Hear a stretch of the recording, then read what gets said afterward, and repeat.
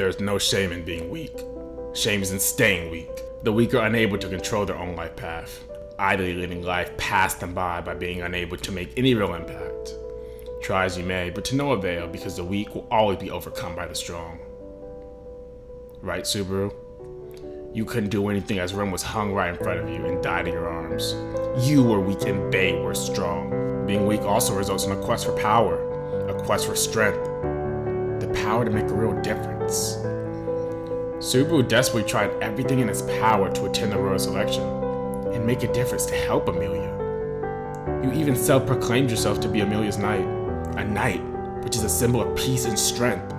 But after that brief feeling where you fooled yourself into believing you weren't weak, Subaru was caught up by a real knight who challenged him to a duel.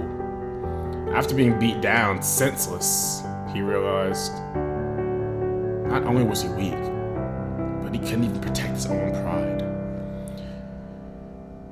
Subaru was trying to do more and take on more responsibility to compensate for his own weakness. If he can save or help Amelia, if he can beat a knight and redeem himself, then maybe, just maybe, he can prove to himself that he's not weak.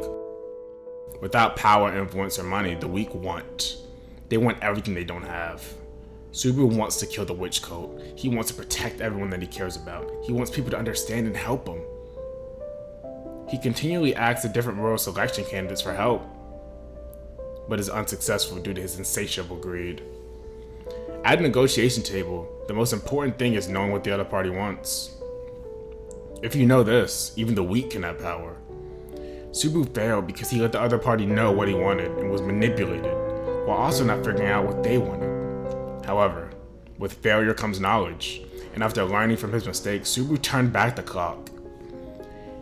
He used everything he learned thus far and was able to capitalize on his rival's desires, and in doing so, creating an alliance. What changed? Well, Subaru was now aware of his own strengths and his own weaknesses. Subaru isn't a combatant with extraordinary fighting abilities, but he had access to information nobody else had. And while now being able to articulate this information and where it came from, and how it could be of use to other people, Subaru himself now had power, because information is in fact power. Using this information to create an alliance, Subaru now had access to an army that he could use to finally protect everyone, and in doing so, killing off his enemies. I think everybody has strengths and weaknesses, and it is when you try to do things outside your own capabilities that you are labeled as weak, dumb, or incompetent. But rather when you do things you are comfortable with, you're a genius. I think what a lot of people struggle with is they don't know what they can and can't do. When it's time to perform and you're under the brightest lights, why wouldn't you stick with your strengths? You don't have to do anything flashy, but do what has always worked for you. Of course, you're in downtime, address your weaknesses and make them your strengths. But when it's go time, when it's do or die, I want you to rely on what got you here. When Subaru finally did that and stopped trying to be someone he wasn't, he achieved the goal he ultimately desired.